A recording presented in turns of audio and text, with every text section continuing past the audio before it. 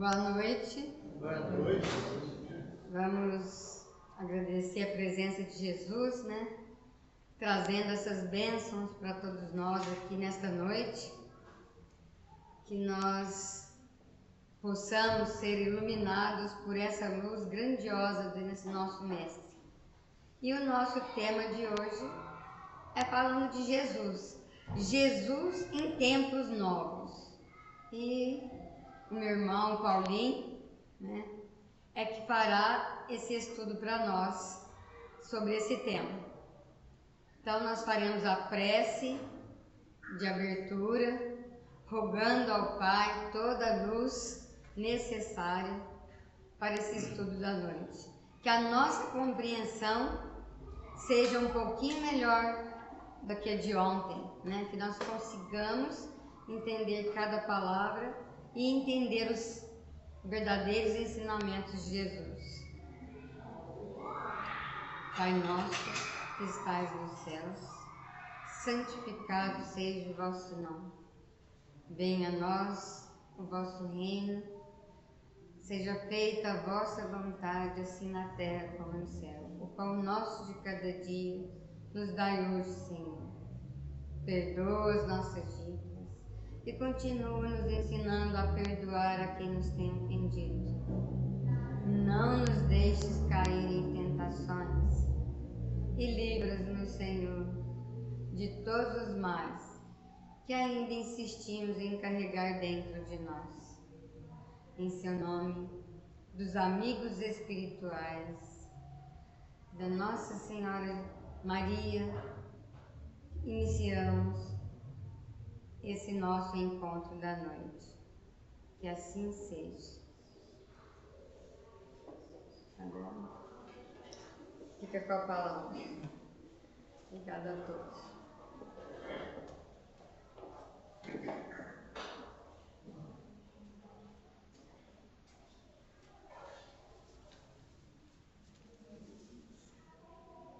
Boa noite a todos. Boa noite. A paz do Cristo seja conosco. Boa noite também extensivo a todos aqueles que vão assistir posteriormente a essa reunião através das redes sociais. Que igualmente eles sejam envolvidos na mesma paz de Jesus Cristo, nosso Mestre.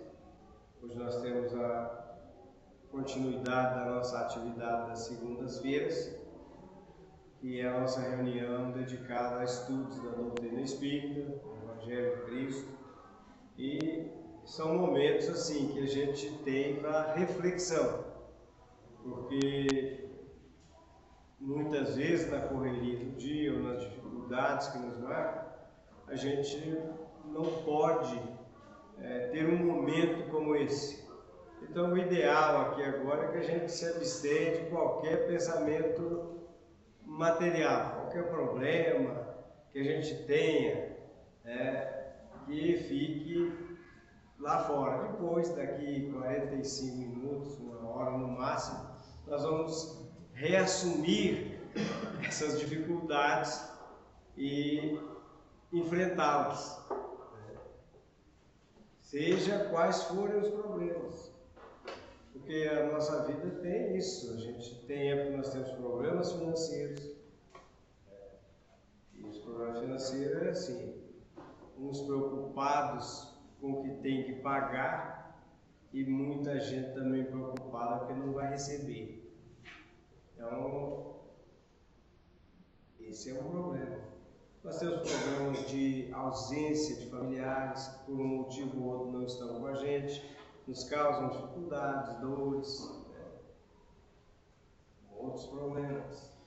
Nós temos problemas com doenças, que o corpo, esse instrumento da alma, ele passa por dificuldades.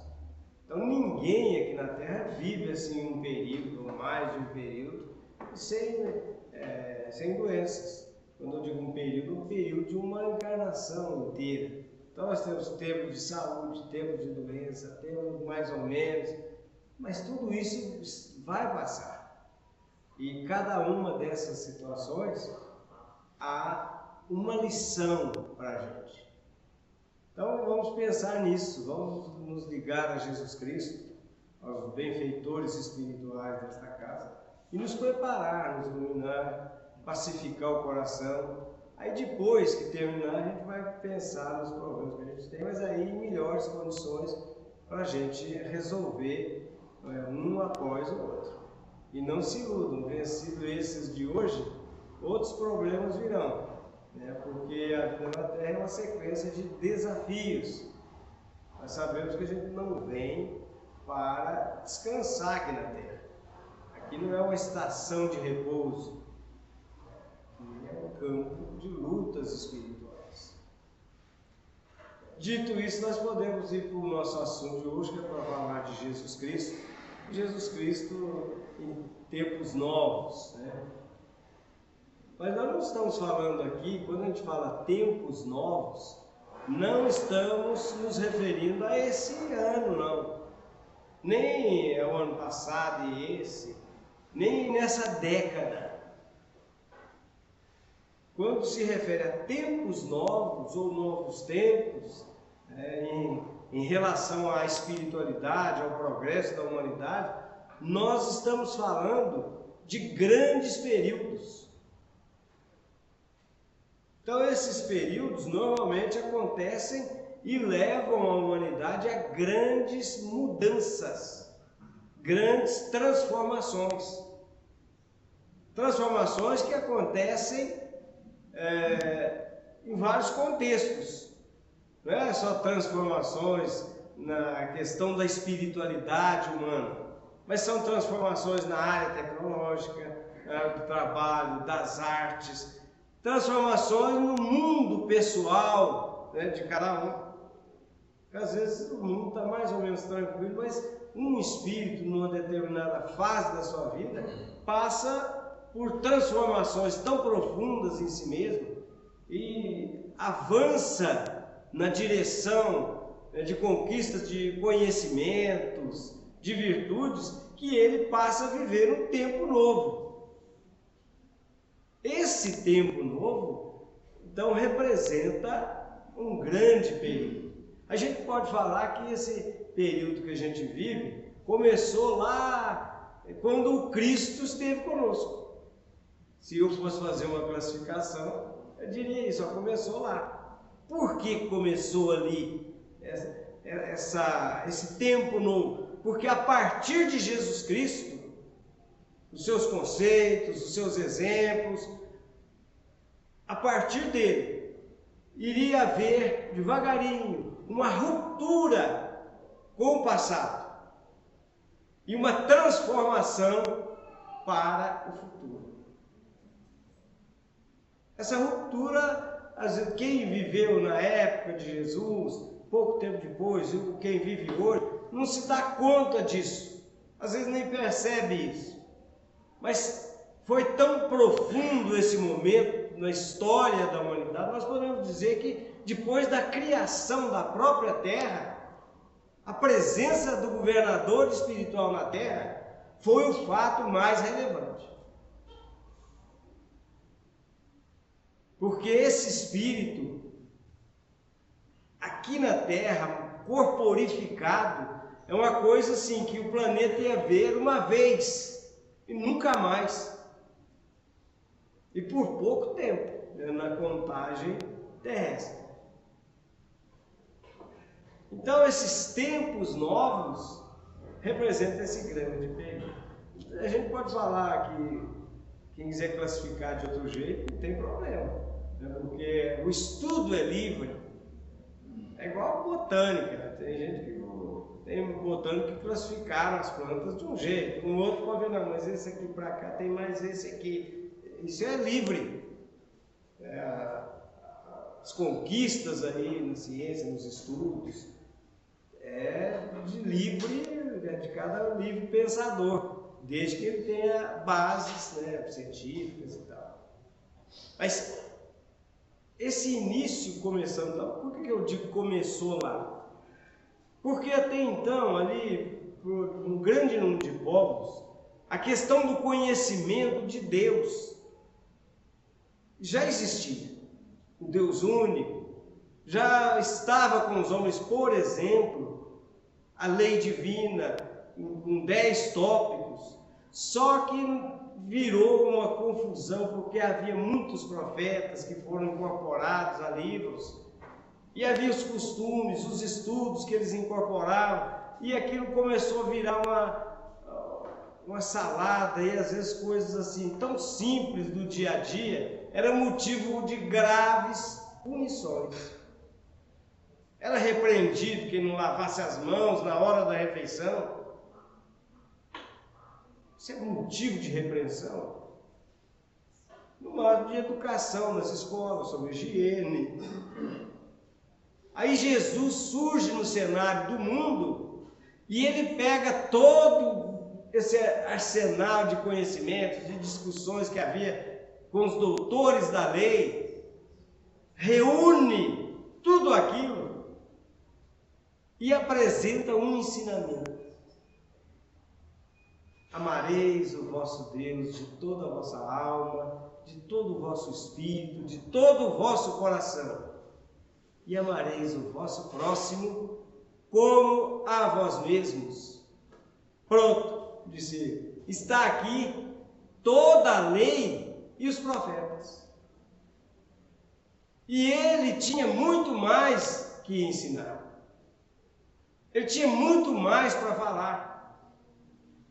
Mas quem estava ali, o seu público, não estava preparado para entender a mensagem. Então ele se limitou em muitos pontos a falar por parábolas, dando ensinamentos ligados a coisas que eles estavam habituados. E nesse ponto Jesus foi de uma grandeza e de uma criatividade ímpar. Esse resumo, por exemplo, da lei divina é uma coisa extraordinária. Então ali, vamos falar assim que a humanidade estava na adolescência espiritual dela, né?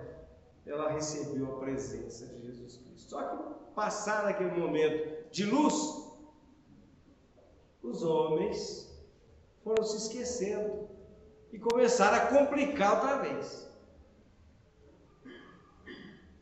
1857 surge o Consolador.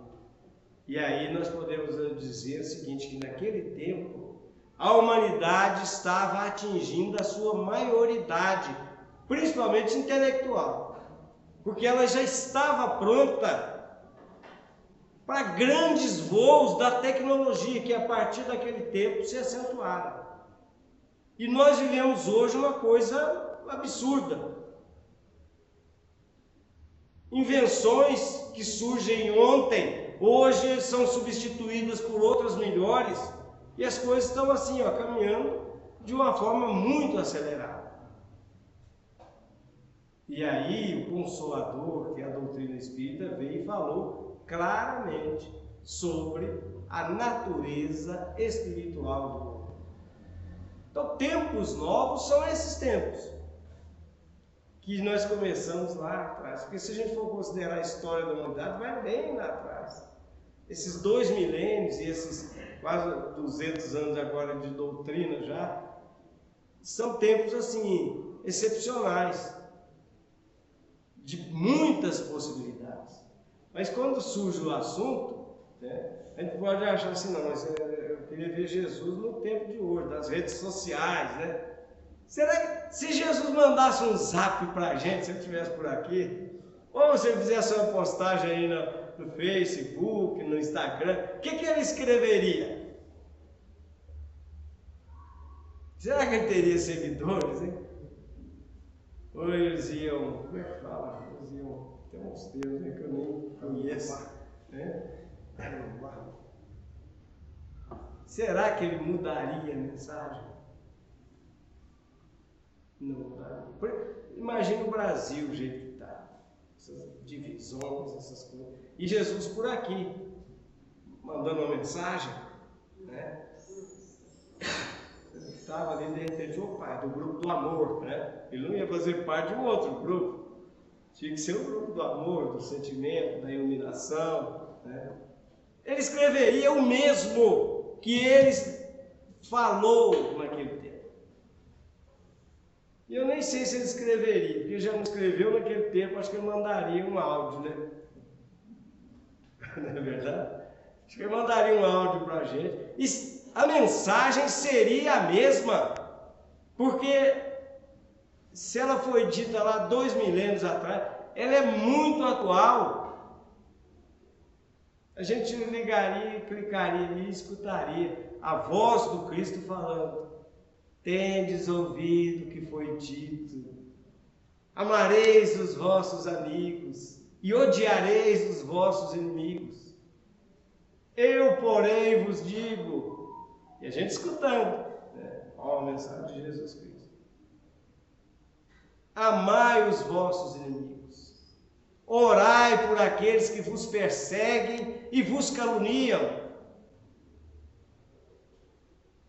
Porque se vocês só amarem os amigos, vocês não são melhores do que os outros. E a mensagem dele ressoaria ainda com esse mesmo vigor, porque viria envolvida pela energia com que ele colocou lá 2 milênios atrás. Mas será que nas próximas a gente abriria as mensagens? Ih, vai falar de novo de amar inimigo, eu estou cansado. Os inimigos, deixa para lá, não quero nem saber de mim. Cancelar. É cancelar, né? A gente ia cancelar. Nem ia seguir, capaz. Bloquear, né? Bloquear. Então, não são esses tempos novos dessa tecnologia extraordinária. Agora, a situação, o estado de alma com que a gente vive, a mensagem de Jesus cai assim, ó, como uma luva. Porque se há 2 milênios, na adolescência nossa, da iluminação espiritual, ainda estivéssemos muito presos a hábitos arraigados, antigos, difíceis, agora nós já tivemos uma série de experiências que nos levou a essa maturidade intelectual e que nos dá novos anseios. Então o ódio nós podemos conservar.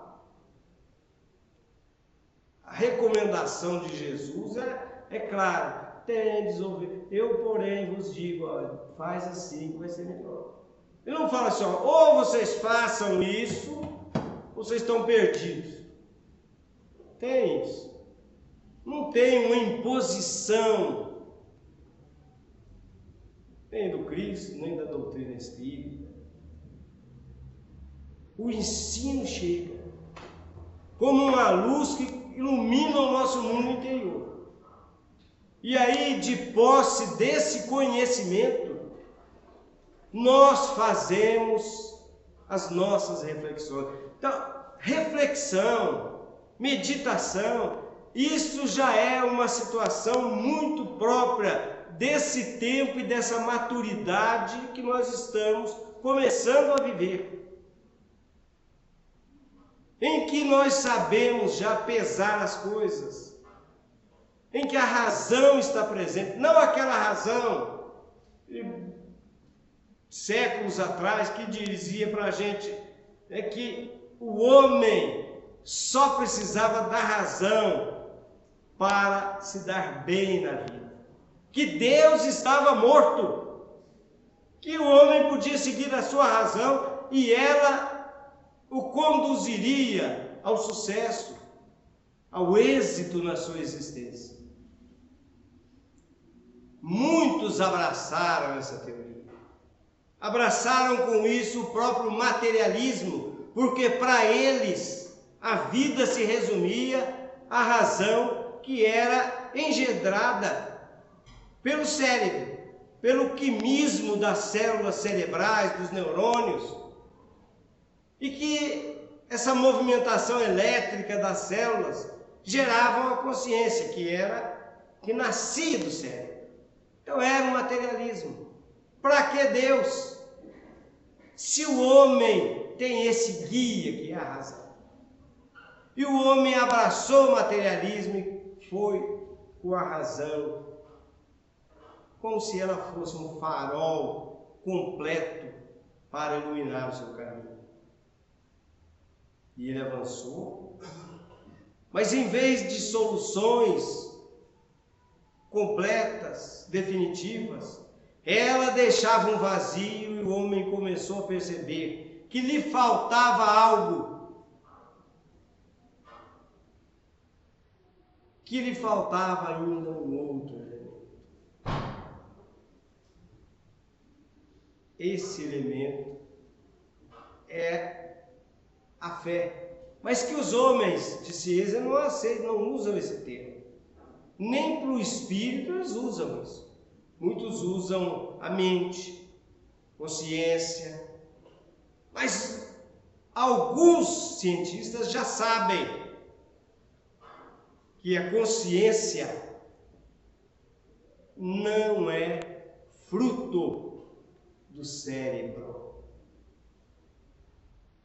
que funcionamentos eletroquímicos dos neurônios não são a origem da consciência, mas que a consciência é uma coisa independente que usa o cérebro para se manifestar.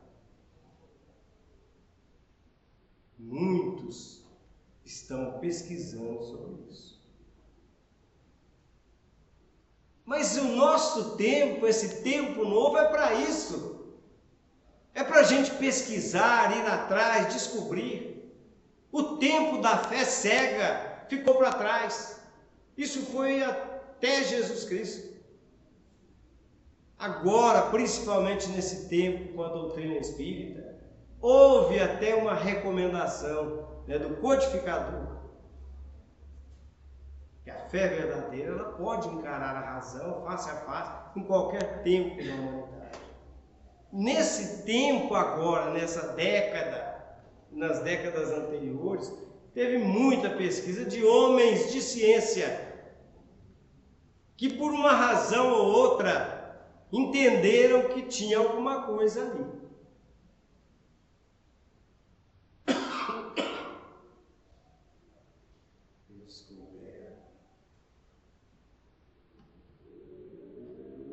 Esses pesquisadores abrem como se fossem picadas assim numa selva densa, no meio científico, para as questões da espiritualidade. Eu vi assim, muito de relance, depois eu quero voltar a ver com a palestra do Haroldo Dutra Dias, em que ele fala de um cientista, de um médico, chamado Charles Bruce Grayson. E ele trabalhava nessa área da psiquiatria, ajudando pessoas que tinham ideias suicidas. Como um grande profissional, porque ele, além de trabalhar com essa gama de pessoas, também em universidades, dava aula lá em Virgínia, nos Estados Unidos e tal. Hoje, tem vários livros sobre esse assunto que eu vou falar. E ele trabalhando, ele era um homem, um cientista, um médico, um psiquiatra, materialista.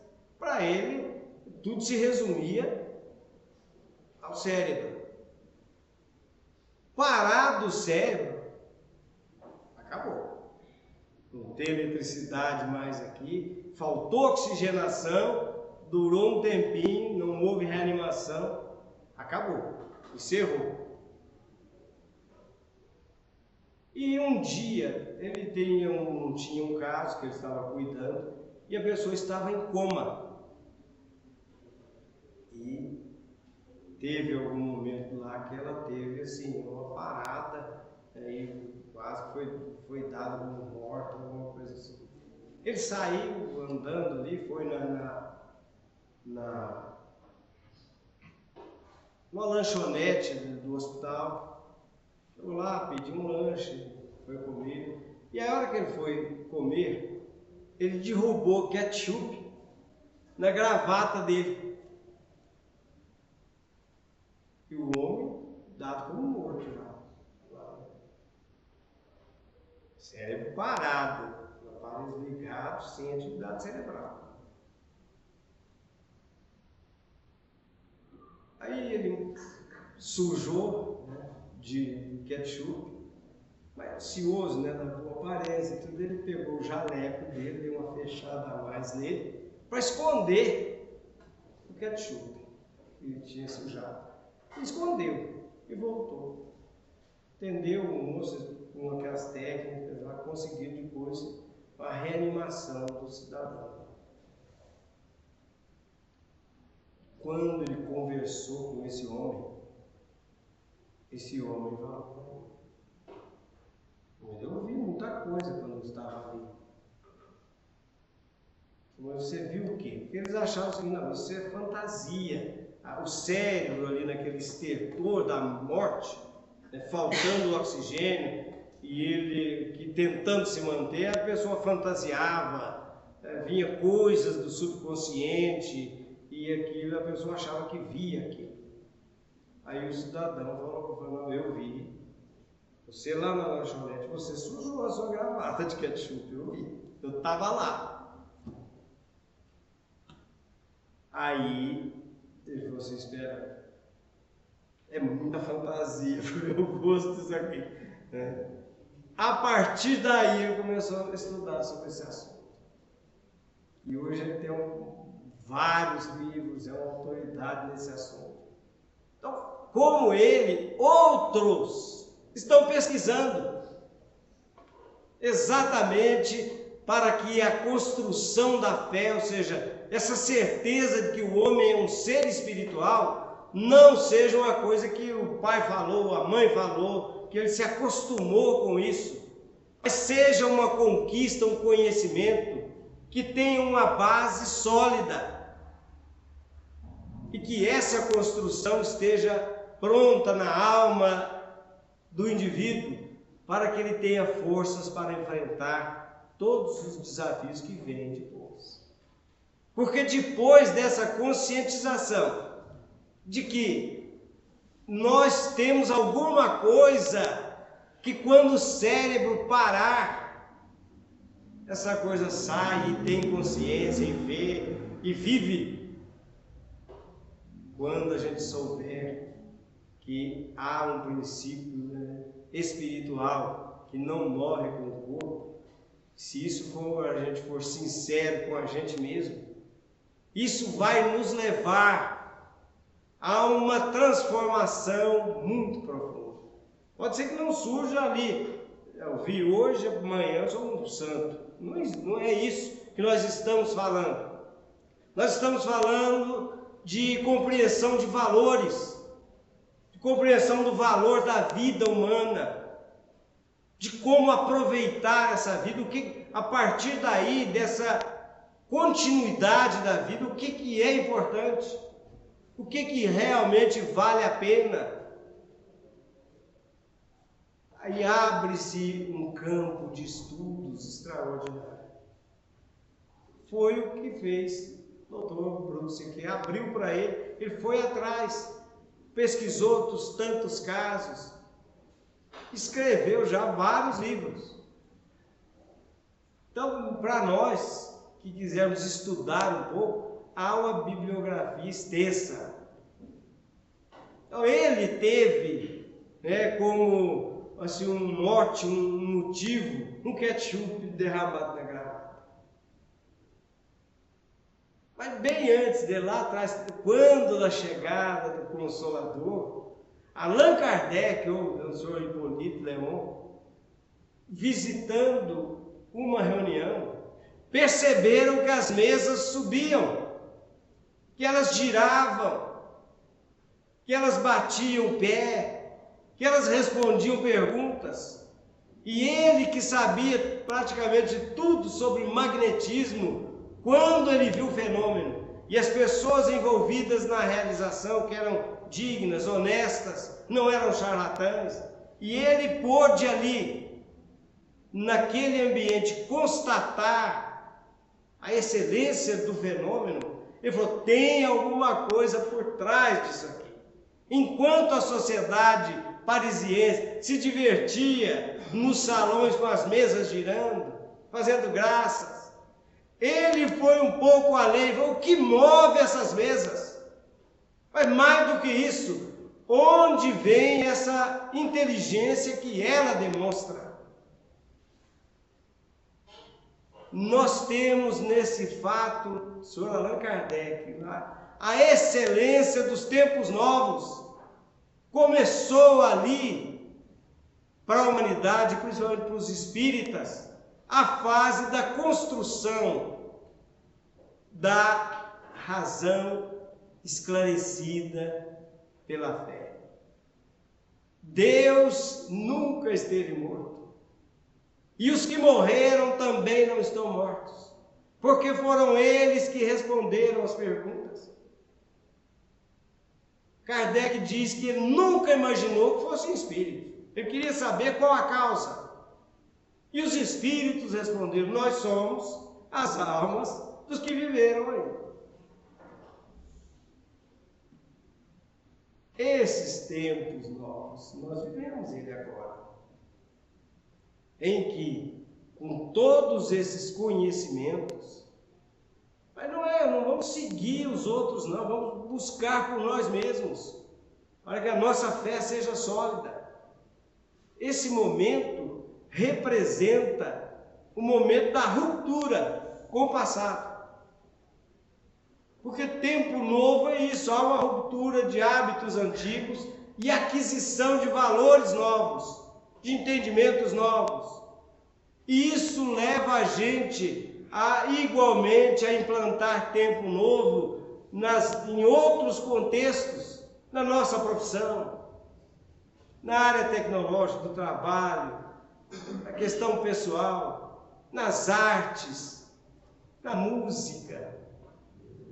Porque tudo agora passa a ter uma significação diferente.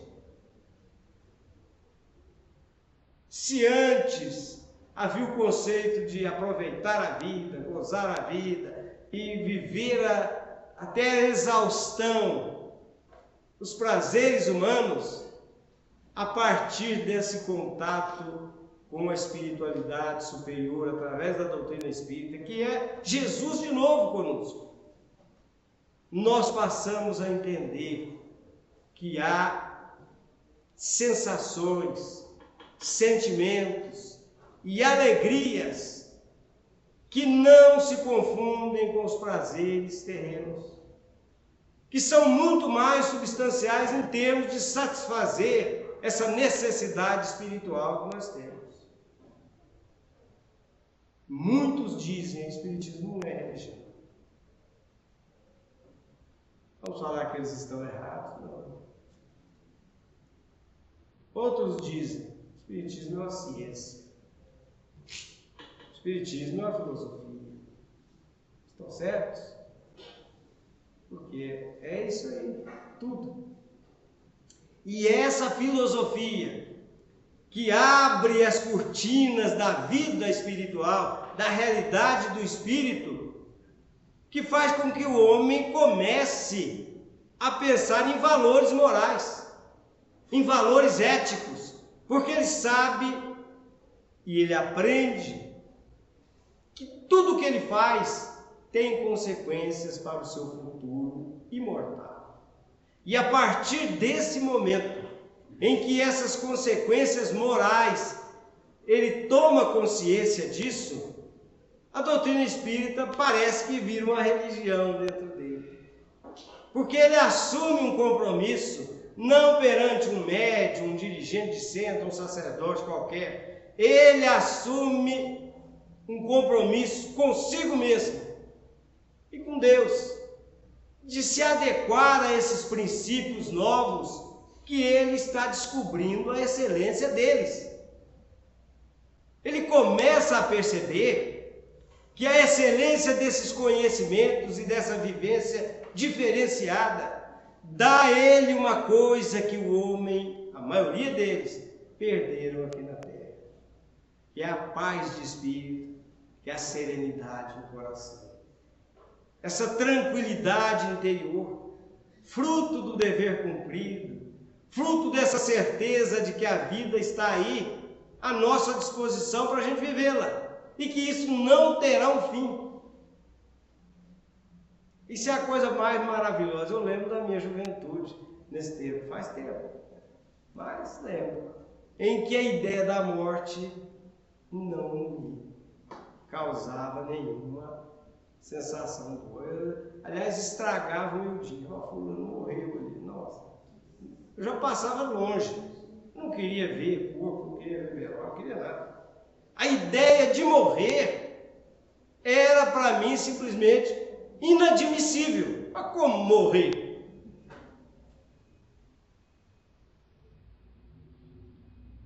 Nesses tempos novos, nós percebemos que não há morte. Essa é a maior coisa que tem. Mas não é só porque alguém falou. Nós estamos vendo pessoas pesquisando, ensinos chegando, experiências variadas, tanto na área religiosa como na área científica. Encontra, é verdade, esses estudos, essas pesquisas, muita resistência. Mas Kardec já havia advertido que se enfrentariam, para que essas ideias se implantassem, muitas lutas.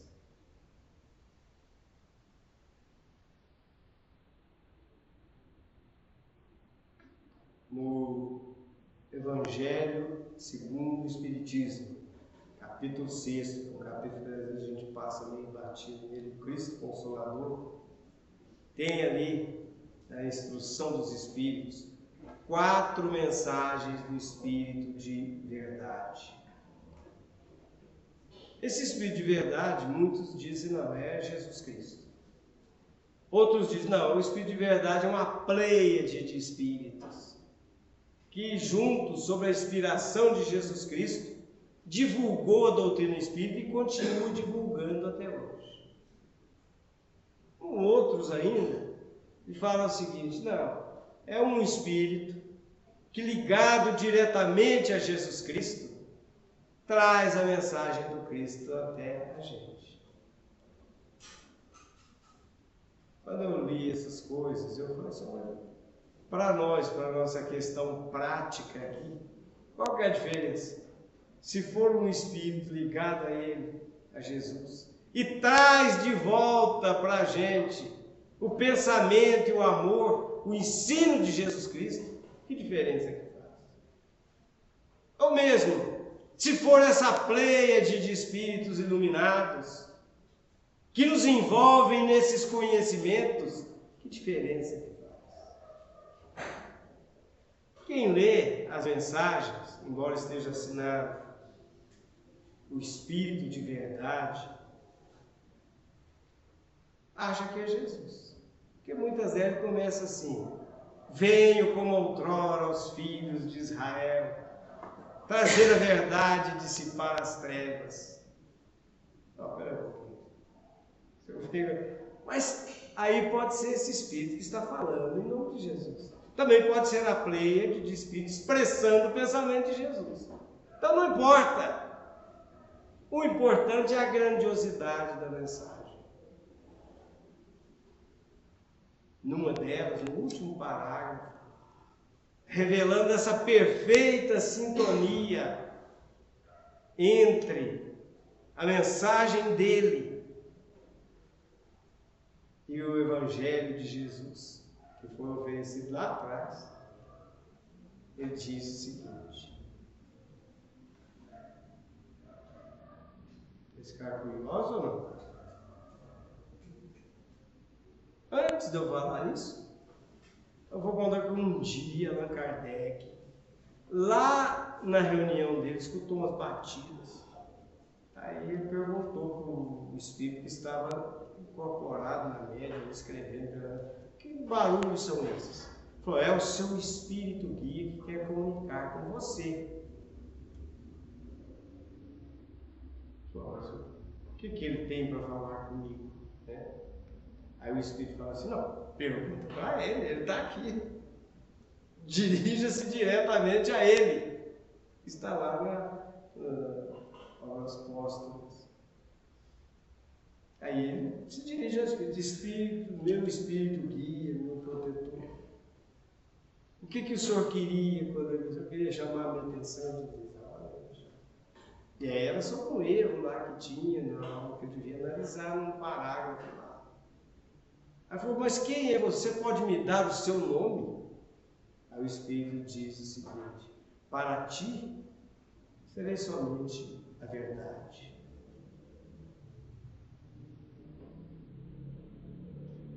Mas a verdade é uma coisa assim muito... Falou assim, se eu te falei que para ti é somente a verdade, é que eu quero descrição. Basta para você que eu seja a verdade. Aí Kardec diz na nota assim, naquele momento, eu não compreendi a grandiosidade daquele Espírito que falava comigo.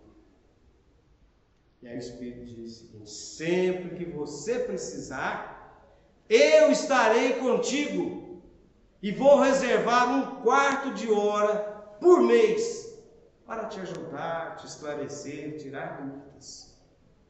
E o Espírito fez isso. Para Kardec ouviu. Vocês já imaginaram?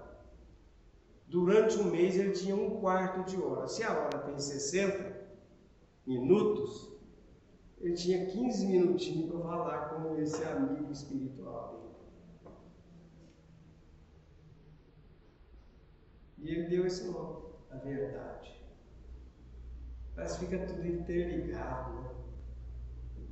Mas voltando lá, no ensino desse Espírito de verdade, ele diz o seguinte, arrematando uma comunicação. Espíritas, aí está falando direto para nós. É o tempo novo para a gente. Espíritas, amai-vos, eis o primeiro ensino, e instruí-vos, eis o segundo.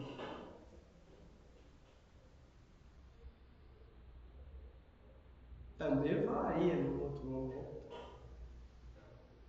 que todos os erros que estavam no cristianismo são de origem humana.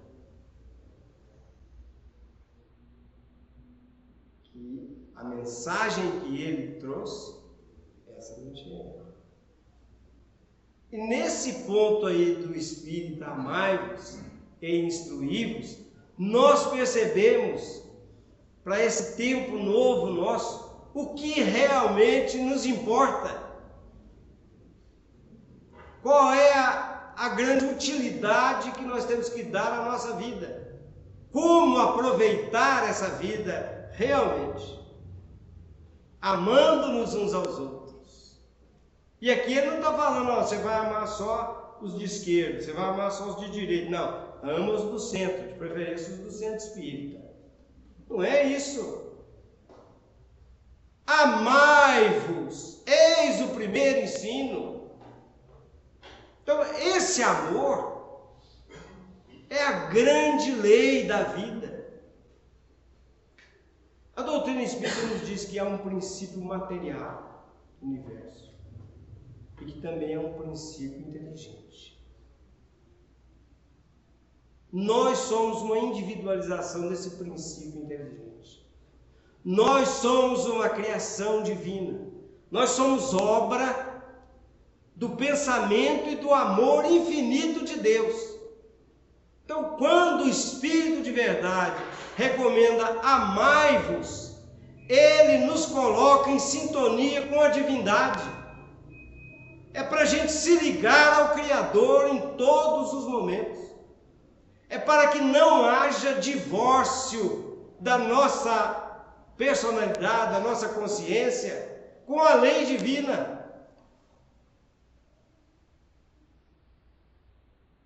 Essa lei divina está na nossa consciência. E Jesus nos deu a senha para acessar isso. Se fosse hoje, Jesus Cristo, olha, com esse mundo de essas facilidades aí da computação, inteligência artificial, imagina que esse Espírito não faria reencarnar. Então ele nos deu a senha. Façam aos outros o que vocês gostariam de receber. Não há como enganar. Será que a gente pode ficar na dúvida? Essa conduta minha em relação a alguém, ela está com base no amor que Jesus me ensinou, que eu estou aprendendo, que é o melhor para mim. Aí basta a gente inverter. Mas se ele fizer isso comigo, como é que eu vou me sentir? Às vezes para aplicar a justiça. E se ele fizer isso em relação a mim, como que eu vou me sentir? Justiçado ou injustiçado? Porque quando o interesse é nosso, nós temos uma capacidade extraordinária de perceber uma falha. Mas quando é a gente agindo em relação aos outros, as nossas imperfeições, não é que a gente quer fazer, mas de certa forma tisna o nosso raciocínio e a gente faz ainda errado. Então, basta a gente fazer aos outros o que a gente gostaria de receber. Então, amar, nesse sentido, é uma vivência diferenciada. Porque nós não temos esse amor extraordinário de Jesus Cristo. De chegar num paralítico, tocá-lo, ter os recursos para que ele se levante. Mas nós temos a capacidade de não maltratar ele. Se ele nos falar bom dia, a gente responder com um sorriso. Se ele nos pedir alguma coisa, se a gente puder oferecer, ofereçamos. Se a gente não puder, a gente seja sincero e peça que Deus o abençoe, isso mentalmente, ou expressando isso. Porque desenvolver a capacidade de amar, ela acontece em pequenas coisas. Não são em coisas grandiosas. Não tem como fazer as grandes coisas se a gente não fez primeiro as pequenas. É princípio da evolução, do crescimento. Tanto no conhecimento, quanto no desenvolvimento de virtudes. Então nós vamos aprender a conviver com Jesus Cristo nesse exercício do amor. E o segundo ensinamento? Instruí-vos. Gente, instruir depois do amor é a coisa mais importante.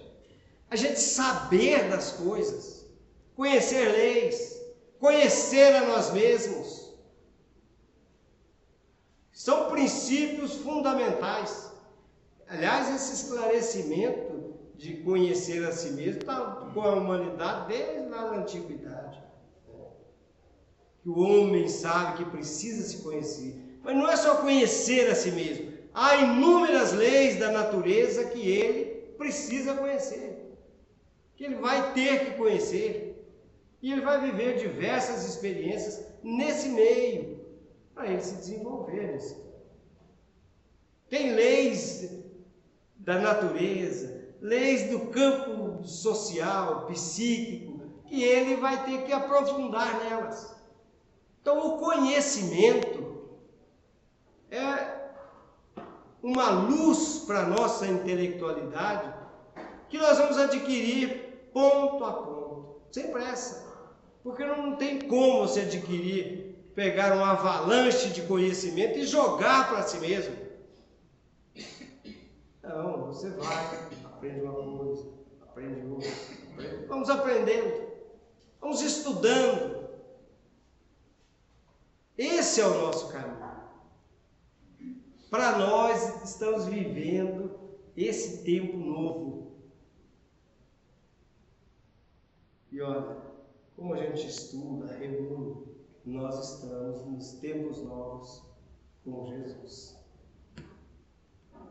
Porque Ele está conosco outra vez.